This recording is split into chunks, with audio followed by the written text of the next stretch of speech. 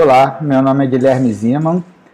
Queria agradecer a oportunidade de estar falando aqui no Congresso do ENGIE Brasil 2021. Eu pretendo falar um pouco sobre o que eu mais faço no meu dia a dia, né, que são análises metalúrgicas de falha, e espero que possa contribuir um pouco para o aprendizado de todos, tá? Eu sou engenheiro de materiais, formado na UFRJ, com mestrado na área de corrosão, e trabalho na Tecmetal já há pelo menos 10 anos aí, com essa parte de análises de falhas, análises metalúrgicas de falhas, caracterização de materiais, seleção e especificação de materiais. E aí eu vou tentar falar um pouquinho agora sobre a análise metalúrgica de falhas. Esse aqui é um mini curso, né? Então a ementa do mini curso vai ser uma introdução ao que são as análises de falha, né? O que é uma falha, o que são os danos, tentar mostrar para vocês como que os danos evidenciam os mecanismos pelos quais eles aconteceram e apresentar alguns casos para vocês poderem se familiarizar como que essas análises funcionam. Então, a primeira coisa que a gente precisa entender é o que é uma falha. Bom, por definição, diz que uma falha de um componente ou equipamento está relacionada a quando esse equipamento não é mais capaz de executar sua função com segurança. Ou seja, não necessariamente um componente precisa romper para falhar. Um desgaste pode ser considerado como uma falha. O simples fato de qualquer componente ou equipamento não conseguir mais cumprir o seu papel com segurança, ele já é considerado como tendo sofrido uma falha, né? Então, isso é o mais importante que a gente precisa ter em mente, que não necessariamente uma fratura é uma falha, tá? E um pouco mais além de uma análise metalúrgica de falha, a gente vai tentar entender isso, eu tentar explicar isso para vocês aqui agora, uma análise de causa raiz, um RCA, né? Numa análise de causa raiz, você precisa fazer uma análise global da falha e precisa desdobrar todos os eventos e causas imediatas, que isso vai gerar uma série de ações e recomendações para prevenir futuras falhas. Então, assim, essa árvore que está aqui apresentando aqui do lado mostra para vocês como se fossem as causas do evento são o tronco da árvore, né?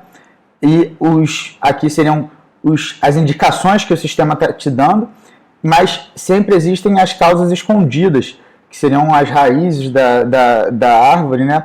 Então você precisa ir desdobrando as possíveis causas, e para fazer isso você não só precisa conhecer muito de materiais, mas você precisa conhecer muito do seu equipamento, você precisa conhecer muito do componente, de como ele opera, do histórico de operação, de tudo que envolve como que aconteceu a falha, entendeu? Então precisa saber muito mais do que simplesmente saber de materiais. Então, assim, aqui, na verdade, a gente vai falar sobre a análise metalúrgica da falha, que é basicamente o que o material mostra pra gente, o que o material conta de história pra gente, porque o material ele vai acabar contando o que aconteceu com ele. E a gente só tem que saber escutar, né? Saber olhar as evidências e interpretar baseado na metalurgia, né? Para poder mostrar o que o material está querendo dizer, né? Então, essa é o básico do que seria uma análise metalúrgica de falha. Aqui só exemplificando que numa falha, como essa daqui, que foi um incêndio, ou aquela plataforma que tombou e chegou a afundar, pode existir tantos fatores que vão contribuir para a falha, que nem sempre todos eles estão relacionados à causa raiz. Então, geralmente, eles podem ser relacionados a consequências, e aí você não consegue mais distinguir o que seria uma consequência, uma causa, e aí pode ficar bem complicado de se fazer uma análise de falha global, né? Então, basicamente, a análise de falha raiz, ela vai consistir em percorrer o histórico do equipamento, ou nesse caso aqui da plataforma, no sentido inverso, até atingir um ponto onde seria possível implementar ações preventivas que evitariam uma repetição de uma nova falha, como a que aconteceu. Então, você está buscando esse ponto ideal para poder implementar essas ações corretivas e o principal objetivo de uma análise de falha é evitar sempre que novas falhas voltem a acontecer.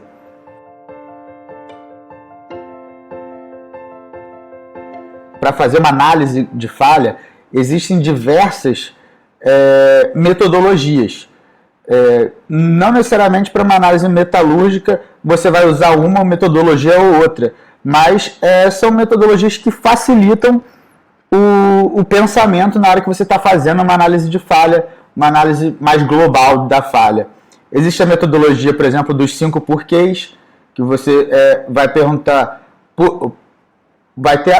teve um incidente ou acidente, vai perguntar por que aconteceu, aí depois você vai responder.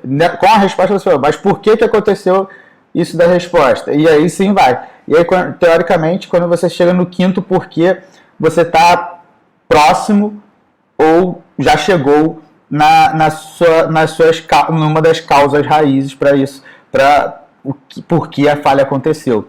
Existe a metodologia de Ishikawa, né, do espinha de peixe, que você vai ter aqui, você tem aqui, dentro desses ramos aqui, você tem medições, materiais, mão de obra, máquinas, métodos, meio ambiente. Você vai botar tudo que possa estar relacionado à falha dentro de cada uma dessas caixinhas, né? E, na verdade, se a gente for pensar, o material, ele seria basicamente essa caixinha aqui de materiais. Só que, tudo bem, a análise metalúrgica, ela elucida muita coisa, então você consegue mostrar bastante coisa, e muitas vezes você consegue indicar bem até qual seria a causa raiz, mas nem sempre isso é possível. Então, mas assim, desde que as evidências metalúrgicas estejam preservadas, você vai conseguir sempre chegar na causa metalúrgica daquele incidente, acidente ou daquele evento, tá? Não necessariamente você vai chegar na causa raiz da falha, mas muitas das vezes dá um bom indicativo do que está acontecendo. Então, assim, numa análise metalúrgica da falha, o que se busca avaliar? É uma análise que você busca avaliar os materiais e identificar os mecanismos de formação dos danos, e a partir do mecanismo que você identificou, é possível, até com um bom histórico do equipamento, você associar esse mecanismo do dano ao tipo de requisito de aplicação que não foi atendido. Por quê?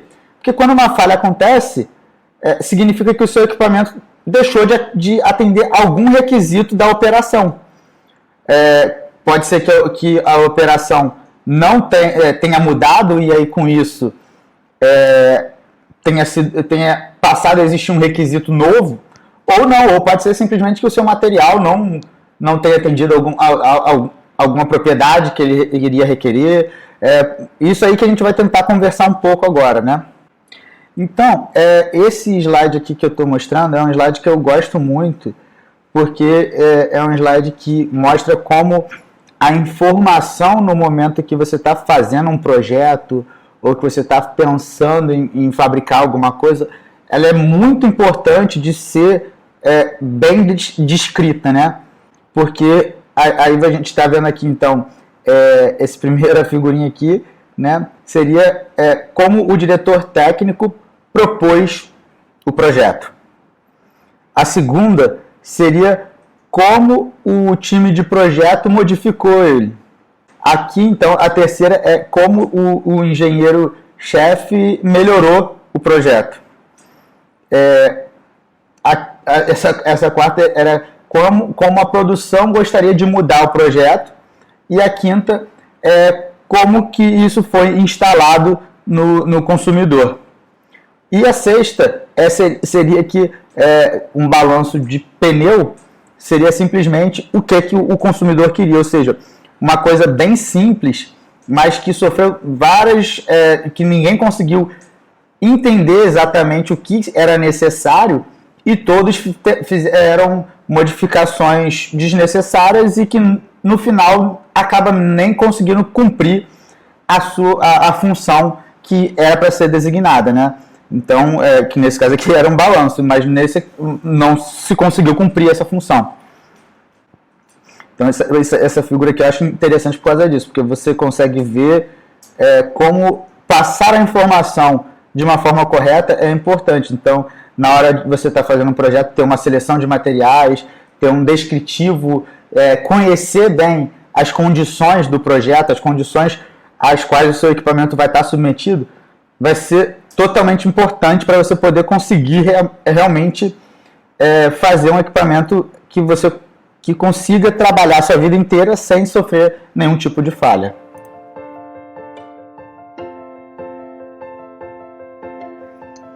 Então, vamos lá, falando de análise metalúrgica de falha. Esse aqui seria o ciclo da análise metalúrgica de falha, que começa aqui na coleta de dados, ou seja, você, ao receber uma falha ou alguma coisa para analisar, você vai precisar coletar os dados, ou seja, informações gerais e específicas de como que aconteceu a falha, quanto tempo esse equipamento operou, qual era o meio de operação, temperatura, pressão, tudo isso é importante.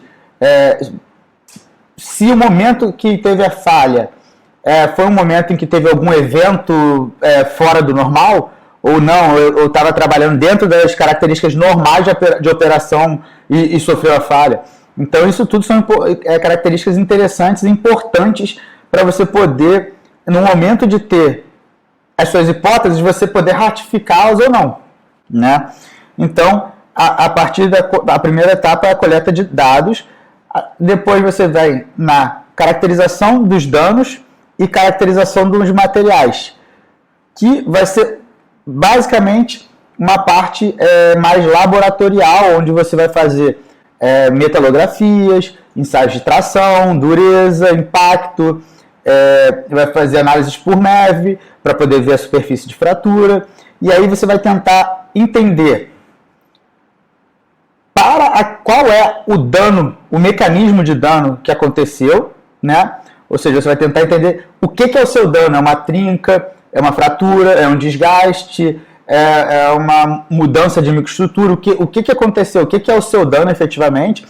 Vai tentar caracterizar o material, que seria você entender qual é o comportamento do seu material. Se eu faço um ensaio de tração, por exemplo, eu sei qual é o comportamento do meu material no momento em que ele é tracionado de maneira uniforme e lenta, né? Então eu sei qual é o comportamento esperado para ele.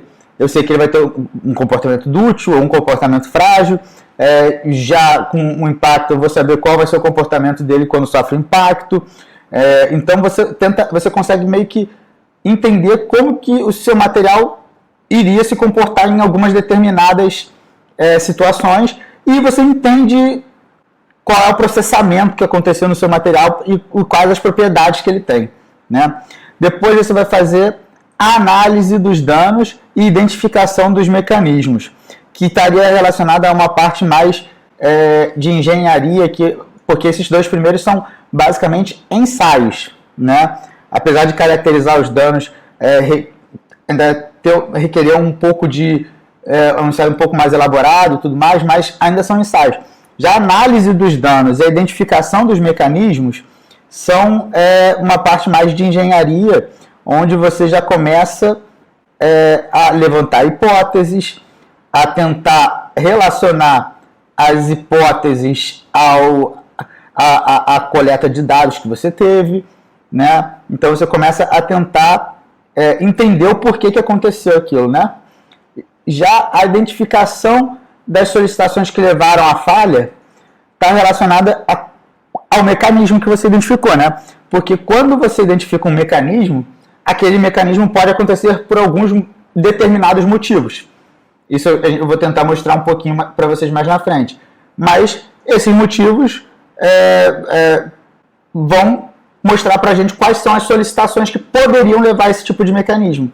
E aí, juntando a identificação da solicitação, o mecanismo, né, e a coleta de dados, você vai fazer a avaliação das possíveis causas da falha. E aí, você pode até propor algum tipo de tratamento da falha e fazer uma validação com o cliente, que é importantíssimo, né?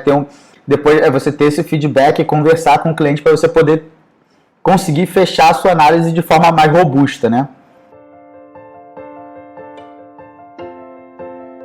Então a gente pode pensar num processo de análise de falha como se fosse um processo. Então, assim, um processo, ele sempre vai ter as entradas, vai ter o processo em si e vão ter saídas. Então, na análise metalúrgica da falha, as entradas seriam a coleta de dados, parte laboratorial do processo, né? Seria a caracterização dos danos e a caracterização do material. Depois você vai ter a análise dos dados, identificação dos mecanismos, identificação das solicitações e a avaliação das possíveis causas, ainda como sendo parte do processo, mais uma parte mais de engenharia. E, por último, você vai ter o tratamento da falha, que seria a saída, ou seja, o produto que nós, na Tecmetal, por exemplo, emitimos para o cliente, é um relatório técnico cuja informação é o nosso produto. Então, informar para o cliente o que aconteceu, mostrar as evidências do que aconteceu e tentar elucidar bem como aconteceu, o que aconteceu, para ele poder tomar ações para prevenir futuras falhas, é o produto, por exemplo, que a gente fornece na Tecmetal quando a gente está fazendo uma análise metalúrgica de falha. Tá? Então, esse aqui seria pensando numa análise metalúrgica como sendo um processo qualquer, como se fosse qualquer processo que existe num sistema de qualidade, por exemplo, que vai ter suas entradas, o processo, suas saídas.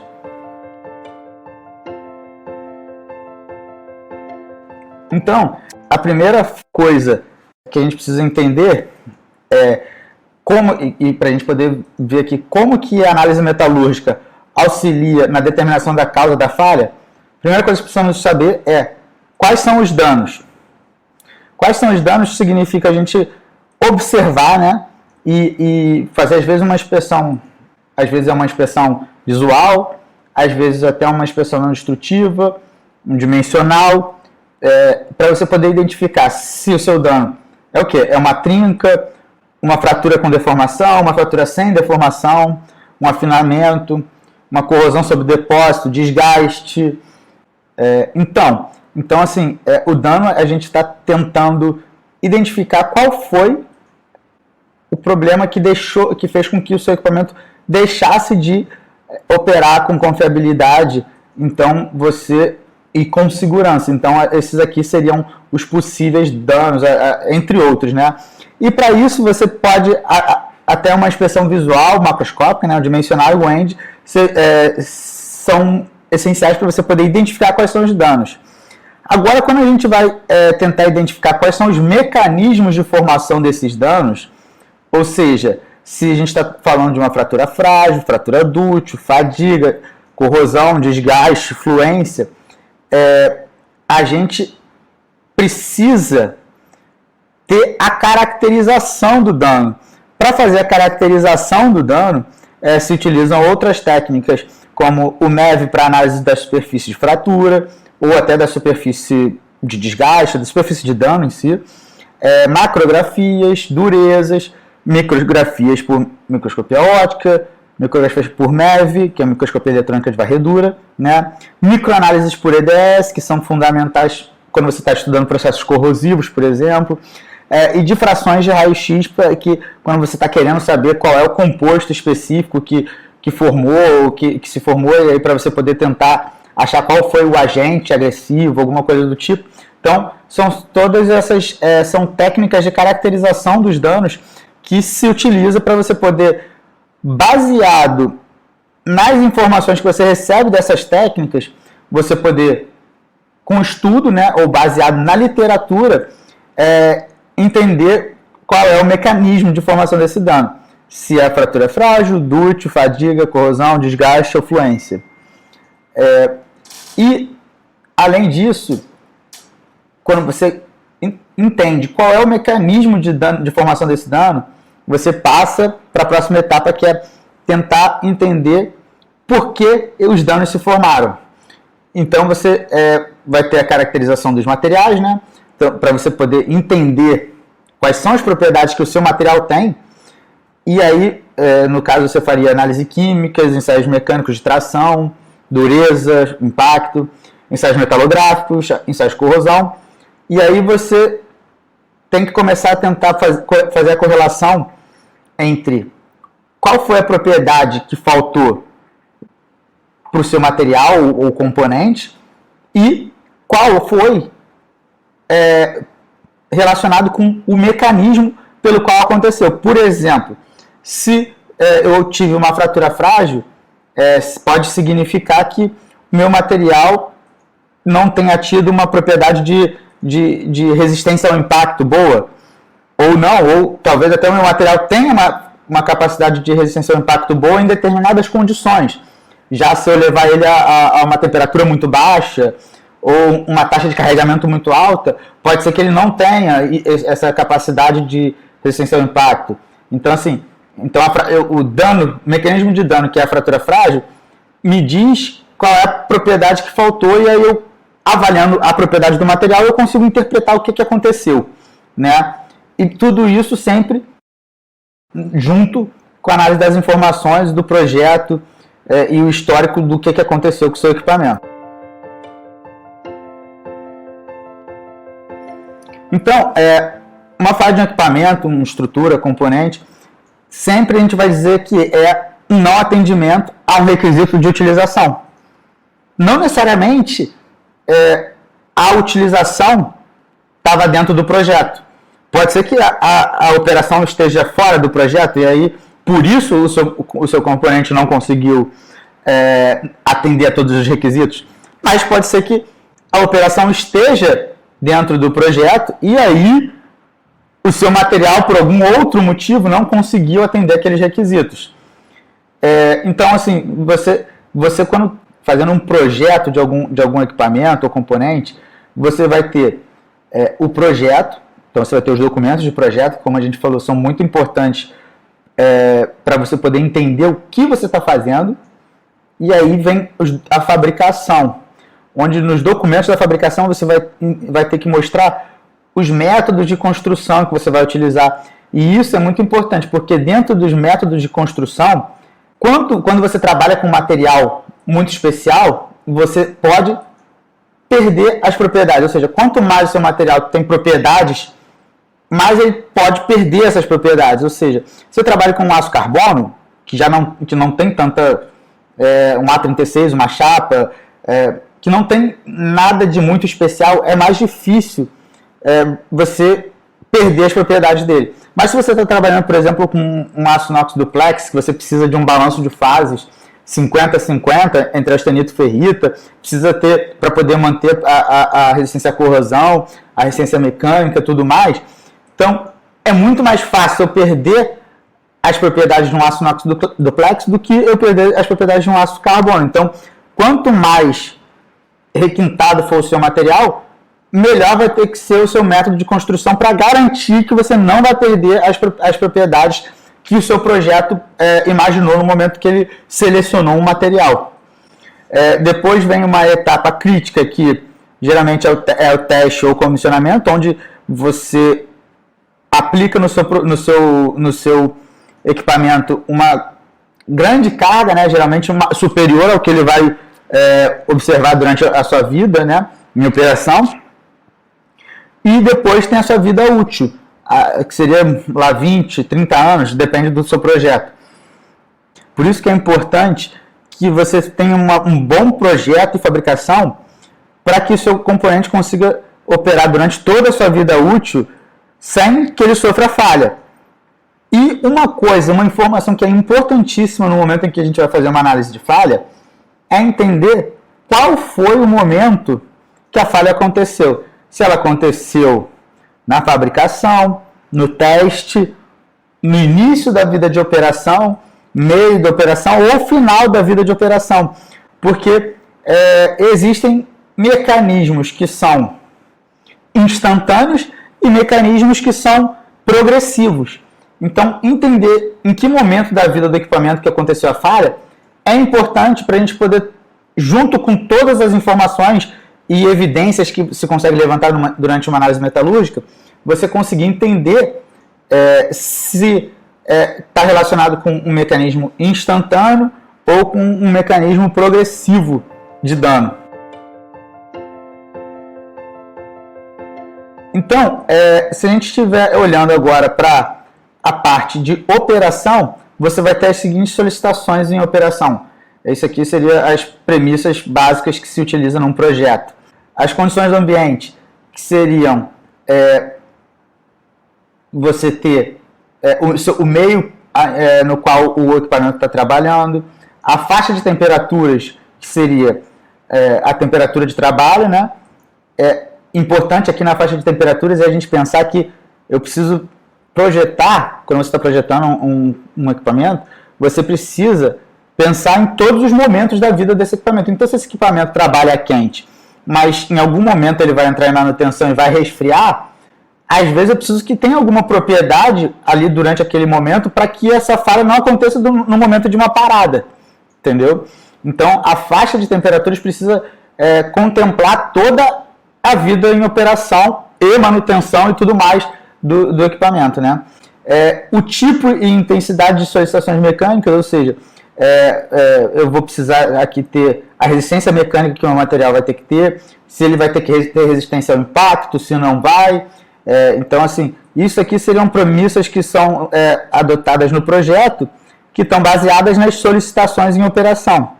E aí, você tem a função que o equipamento tem que cumprir, você tem as solicitações, que são essas aqui, e você tem que ter, o seu equipamento precisa ter propriedades para poder atender essas solicitações cumprindo a sua função com confiabilidade. Só que o dano que vai levar à falha está justamente relacionado ao momento em que uma condição imposta ao material levou a um dano e esse seu componente não teve a propriedade necessária para poder atender a solicitação e continuar operando, mantendo a sua função sem riscos, né? Então, a falha vai estar sempre relacionada com o fato de que o componente não conseguiu ter a propriedade que lhe foi solicitada.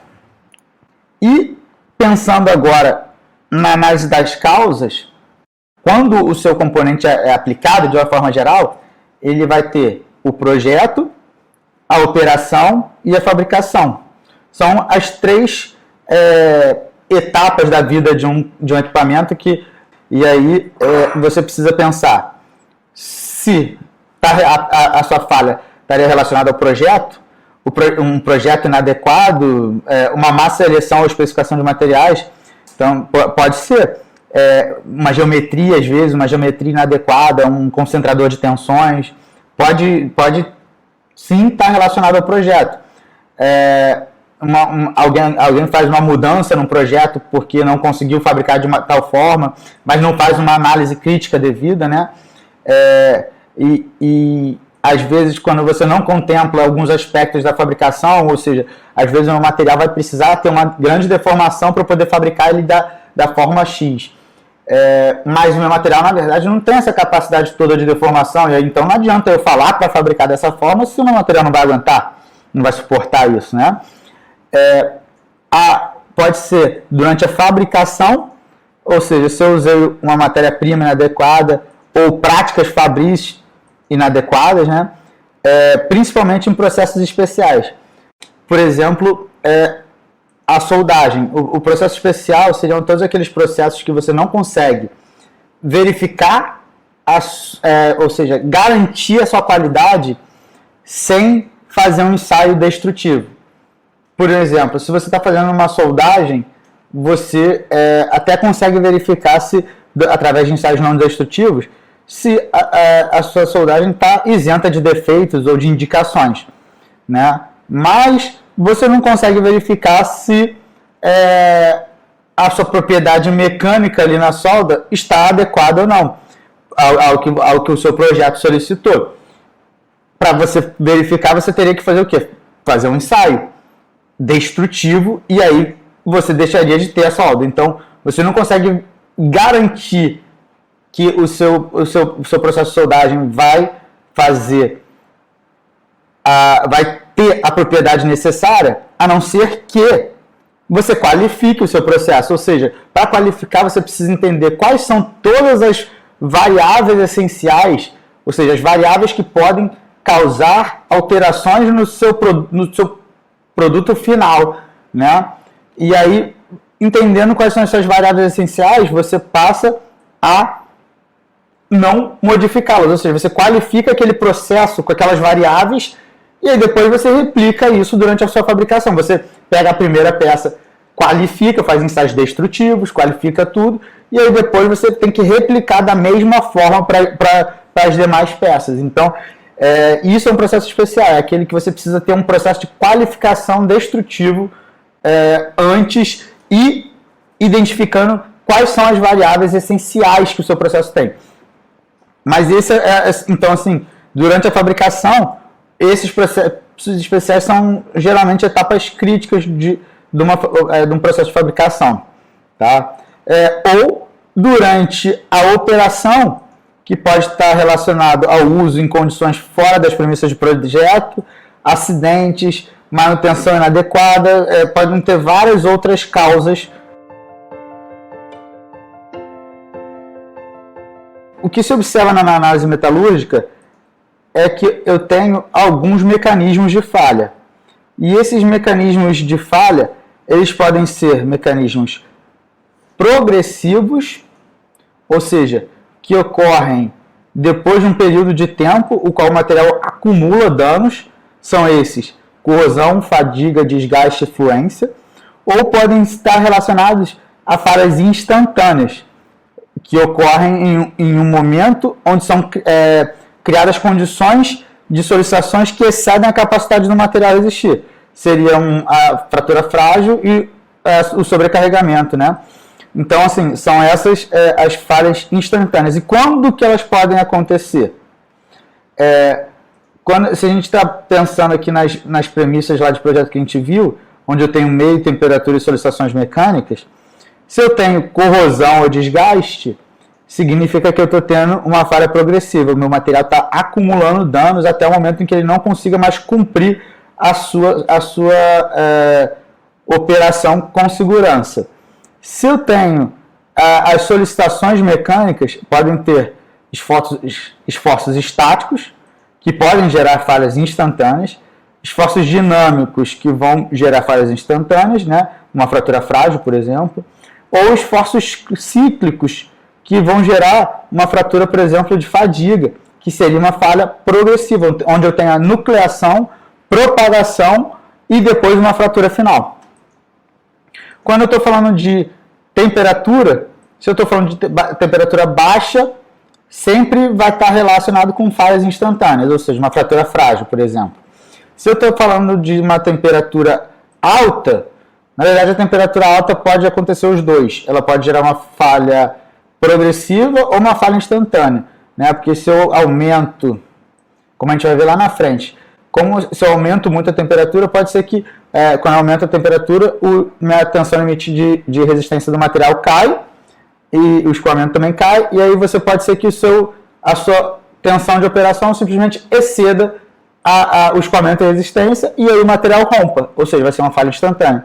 Ou pode ser que o trabalho em temperaturas elevadas vá gerando mudanças na microestrutura e acúmulos de danos no material, até o ponto em que esses danos vão gerar uma falha no material, que a gente vai tentar ver quais são. Por exemplo, fluência seria uma dessas falhas com o acúmulo de danos, ou seja, uma falha progressiva.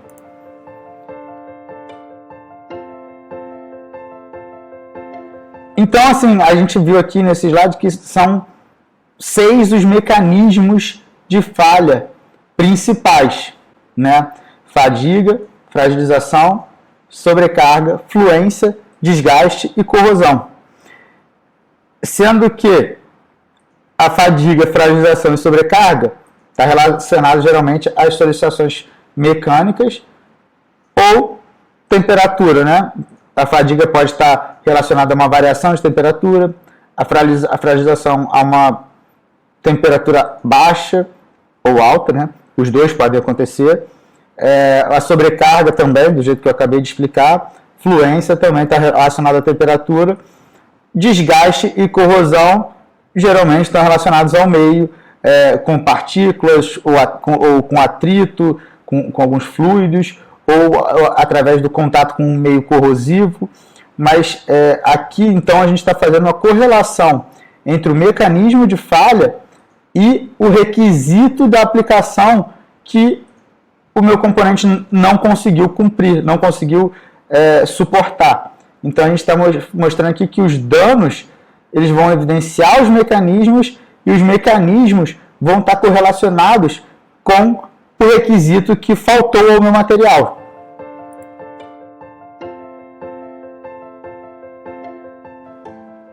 Então, se os danos são causados pela falta da propriedade associada a um requisito, a gente pode dizer que quando eu tenho um material, esse material ele precisa ter uma composição química e um processamento para poder gerar uma estrutura e propriedades mecânicas.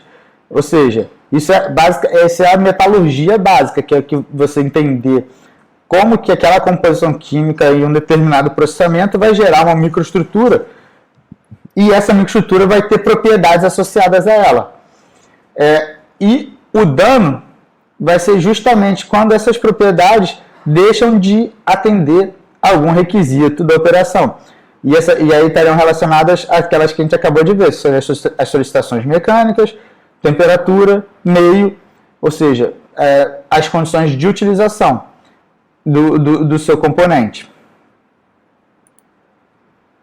Aqui é só um resumo que eu costumo colocar para se o pessoal quiser depois consultar alguma coisa do tipo, porque você está mostrando aqui que a gente está mostrando aqui que os mecanismos metalúrgicos de falha, que seriam sobrecarga, você tem dútil e frágil, que geralmente está relacionada com efeito de temperatura e taxa de carregamento.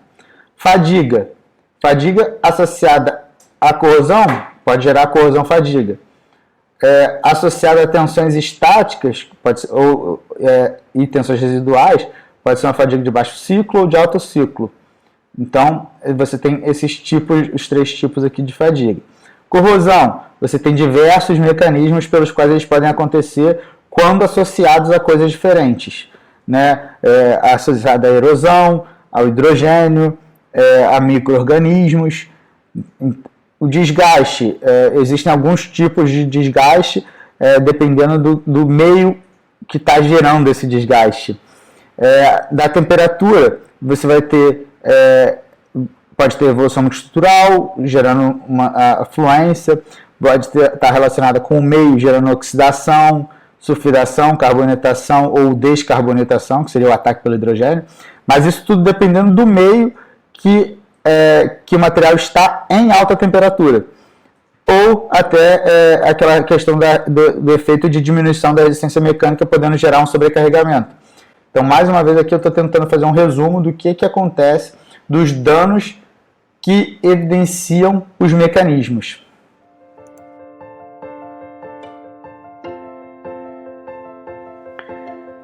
Agora, vamos começar a mostrar como são as evidências que são observadas, por exemplo, numa metalografia, para você poder começar a tentar entender e interpretar o que está acontecendo. Então, a gente sabe que as trincas elas abrem quando os esforços são trativos, mas a forma da trinca ela vai evidenciar qual é o mecanismo da falha. Então, por exemplo, aqui nós temos 4 metalografias, onde a gente está vendo aqui uma trinca, nessa primeira, uma trinca que é intergranular, Então você está vendo que ela está acontecendo através dos contornos dos grãos. Nesse de baixo, você vê que você tem uma certa deformação plástica, então significa que a trinca está relacionada com uma falha dútil. Nesse de cima aqui, nós temos uma trinca de corrosão sob tensão, que é uma trinca que já tem um aspecto bem característico, que ela é uma trinca que não tem deformação plástica e que geralmente tem ramificações. Então, tem um aspecto bem, e são múltiplas trincas, então é um aspecto bem característico o de trincas de corrosão sob tensão. Outro aspecto seria o de uma trinca quente, que seria uma trinca, na verdade, onde você, no momento em que o material se transformou de líquido para sólido, ou em alguma temperatura mais elevada, alguma parte pequena se liquefez, e aí você falta material para preencher isso no momento em que solidificou tudo. Então, você acaba gerando uma trinca quente, por exemplo. Isso daqui são algumas características onde a metalografia indica para a gente qual é o mecanismo que está acontecendo. Então, aqui eu sei que é uma trinca intergranular, uma trinca de corrosão sob tensão, uma trinca dútil, e aí uma trinca quente. Então, através da evidência da morfologia dos danos, eu estou identificando qual é o mecanismo pelo qual ela está acontecendo. Aqui, mais uma vez, eu tenho uma outra trinca intergranular.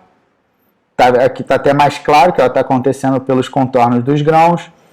Aqui eu tenho uma trinca de clivagem, se vocês estão vendo aqui, a trinca de clivagem é uma trinca que é por separação de planos, então ela acaba acontecendo no meio do grão, né?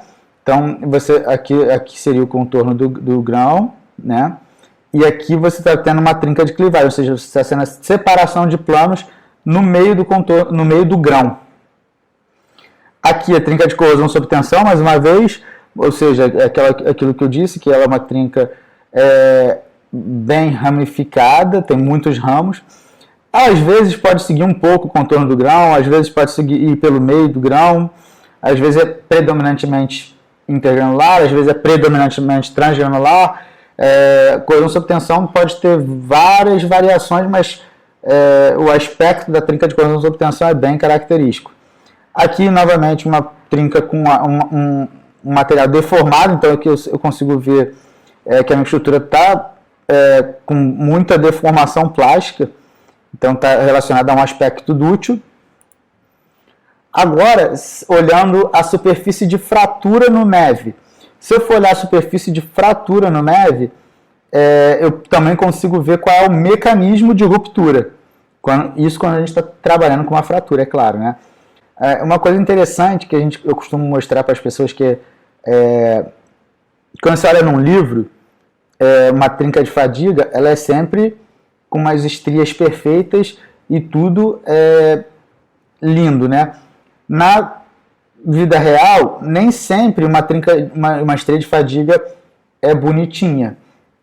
E tem mais.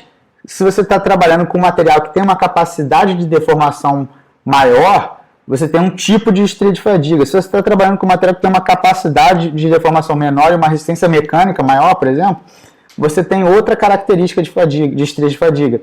Então aqui, eu estou olhando aqui 3 fotos com a mesma ampliação de estrias de fadiga em materiais diferentes. E eu vejo que tem características totalmente diferentes, mas os 3 estão relacionados à fadiga, são relacionados a esforços cíclicos no material. Aqui eu tenho aqui uma fratura intergranular, então aqui eu consigo ver que a fratura aconteceu pelo contorno dos grãos, né? Novamente aqui intergranular. Aqui uma fratura por clivagem, tem essa característica. Nesse último aqui, uma fratura por microcavidade, que seriam os dimples, e no meio uma fratura por quase clivagem, que na verdade é o meio termo entre a clivagem e a de microcavidade. e assim, alguns materiais assim, de mais alta resistência, eles acabam, mesmo com um comportamento mais ou menos dútil, apresentando uma fratura por quase clivagem e não uma fratura por microcavidade, porque eles são de tão alta resistência que acabam tendo um mecanismo mais similar com a quase clivagem. Já aqui eu tenho uma fratura por corrosão sob tensão no duplex, tá? Uma coisa interessante é que às vezes a fratura por corrosão sob tensão ela também apresenta um aspecto de como é que eu vou dizer, como se fossem de steps, né? Que a fadiga tem as estrias de fadiga. A corrosão sob tensão também tem uma certa propagação, então ela também acaba na fratura apresentando às vezes um aspecto de steps de propagação, né? Então você consegue ver que essas linhas aqui como se fossem steps de propagação da trinca. Isso aqui seria quando eu observo o aspecto da superfície de fratura por microscopia eletrônica de varredura. Então agora vamos tentar mostrar alguns casos de falhas para a gente poder interpretar.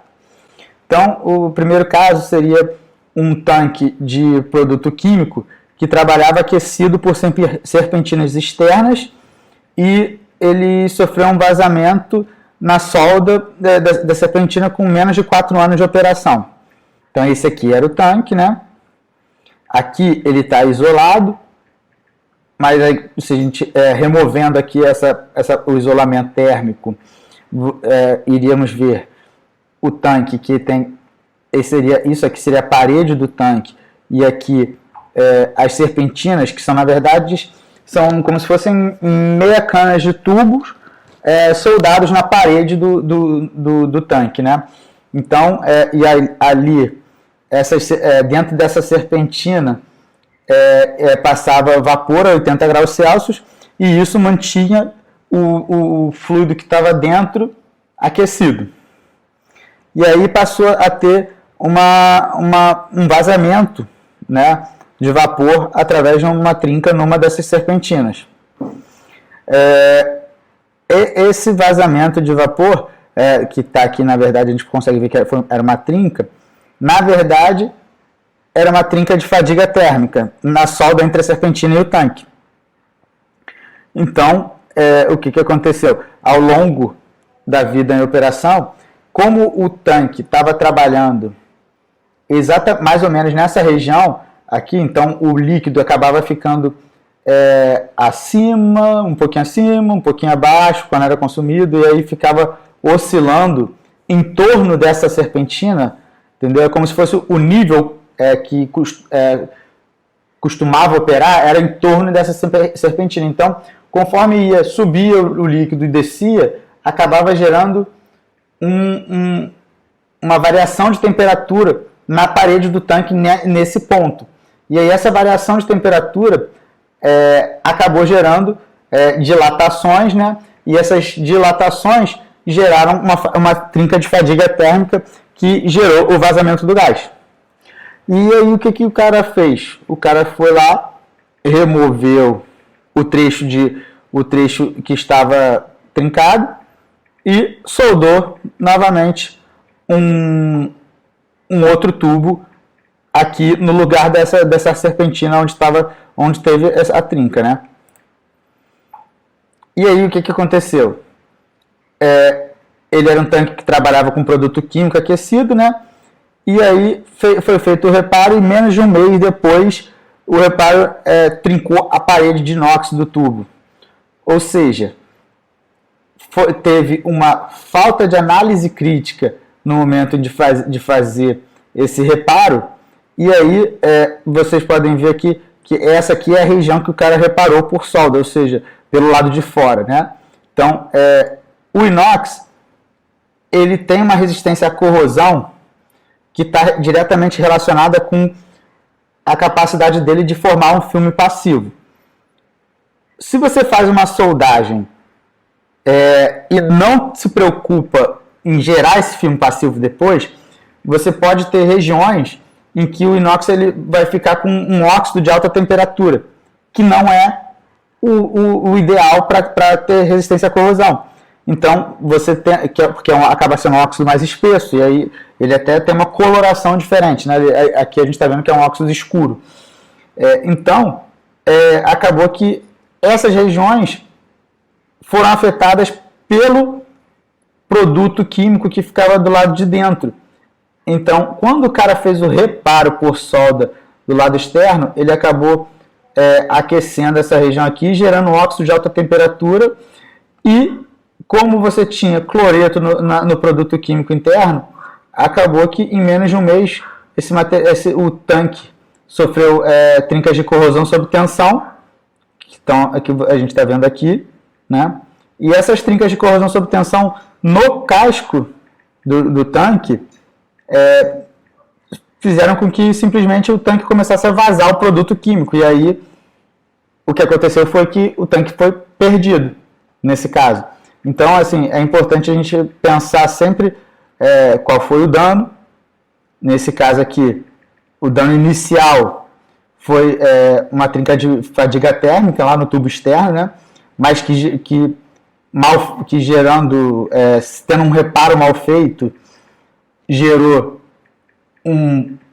uma região de crítica, né, do lado interno, que estaria relacionada à ausência de um filme protetor, né, característico dos inox, e gerou depois um mecanismo de corrosão sob tensão que gerou simplesmente a perda do tanque. Então, assim, acabou que esse tanque teve que ser descartado e basicamente por um problema de falta de análise crítica durante o reparo, né?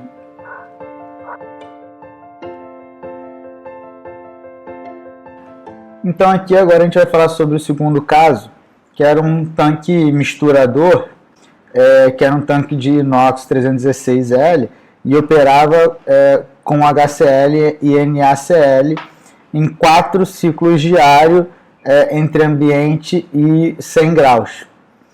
E durante os finais de semana ele sofria uma lavagem semanal e ficava não operante durante o final de semana.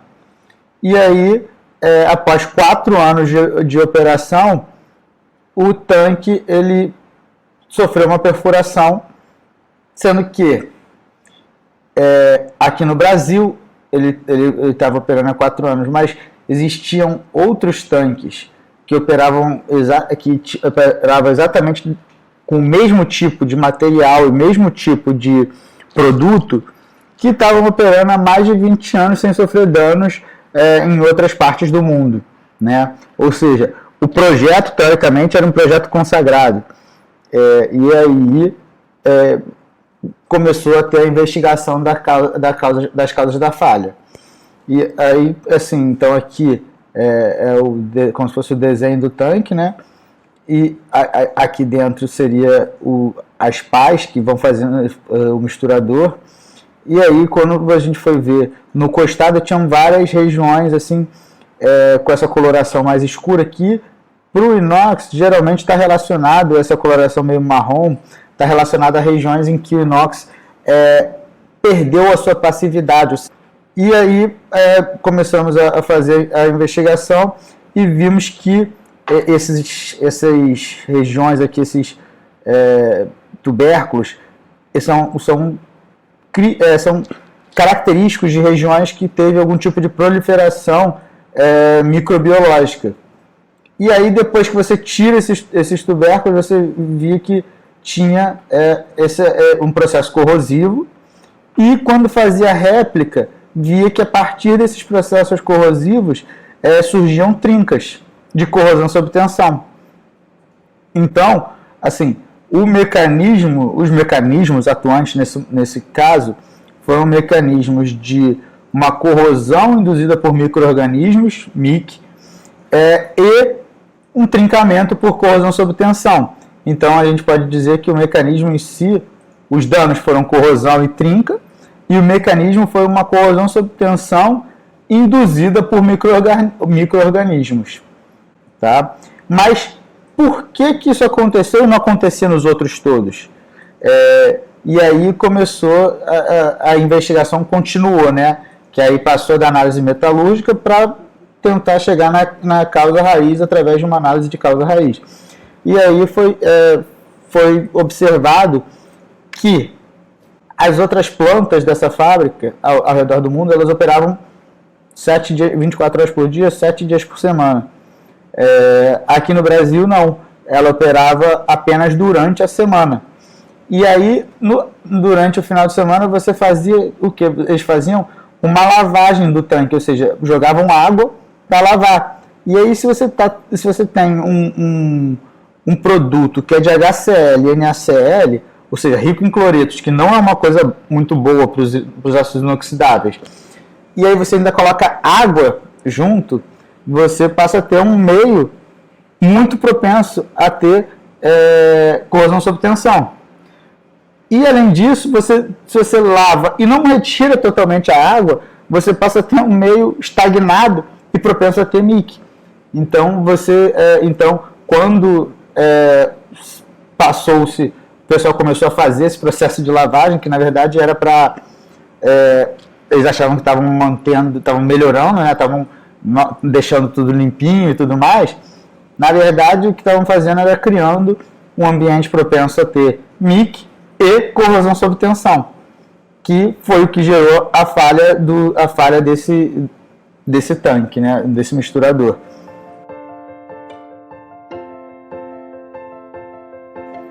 Já o caso 3 seria um caso que é típico de uma falha que ocorreu durante o processo de fabricação, ou seja, o pessoal lá colocou lá no projeto que tinha que ter uma dobra de um determinado ângulo, com um determinado raio, e aí no momento em que foram fabricar, não pensaram que a chapa ela até tinha propriedades boas, só que a chapa é um produto laminado, então ela tem propriedades boas no sentido longitudinal.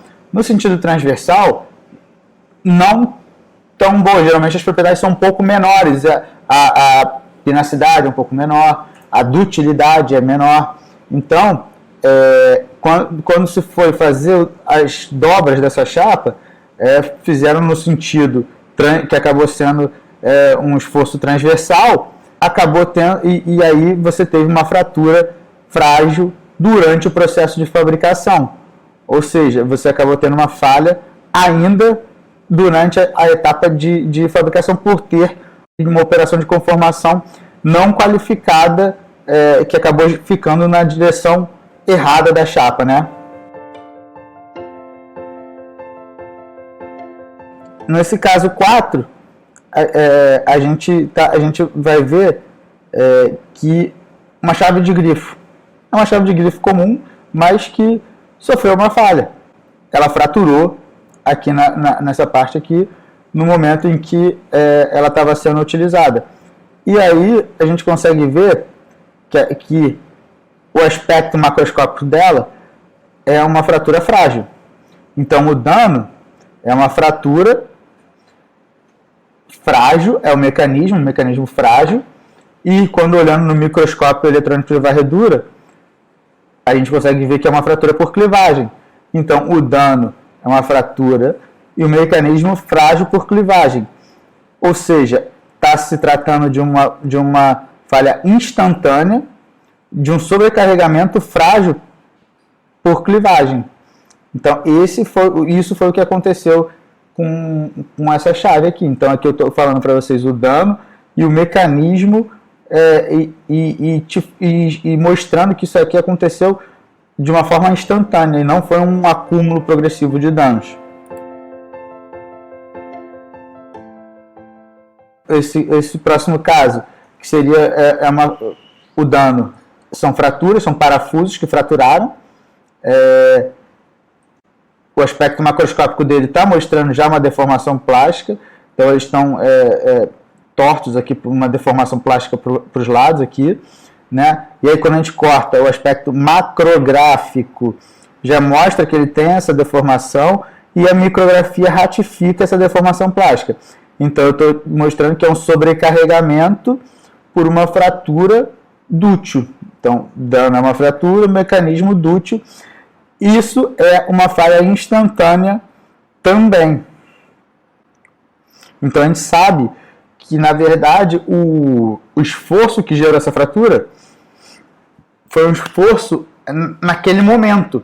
Não foi uma trinca que nucleou e levou um tempo para propagar. Eu sei que ocorreu algum evento diferente de tudo que já tinha ocorrido antes nesse parafuso para gerar esse sobrecarregamento.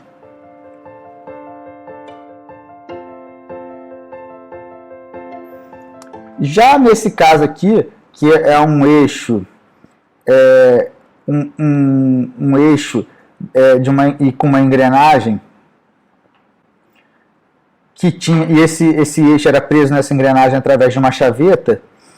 Então aqui seria a fratura, né? Essa engrenagem era uma engrenagem grandona, e aqui, olhando a cara da fratura, a gente vê que tem uma região de iniciação, nucleação aqui na região da chaveta, propagação através de toda quase toda a espessura do eixo, né? Toda a seção resistente do eixo, e uma fratura final pequenininha.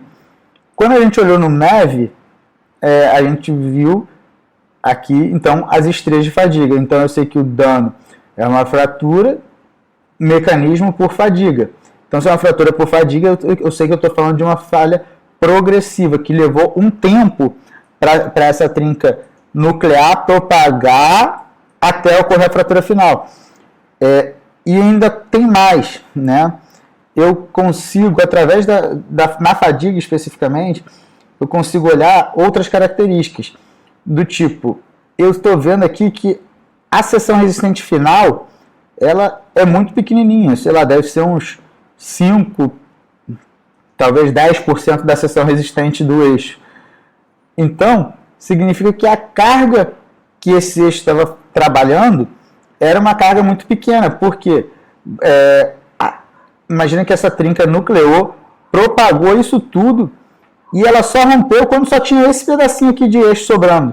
Não tinha mais nada, o resto tudo já estava separado, os dois lados da fratura, né? Então, significa que a carga que estava operando isso aqui era uma tensão baixa, né? Se fosse uma tensão alta, essa fratura final seria muito maior e a propagação seria muito menor.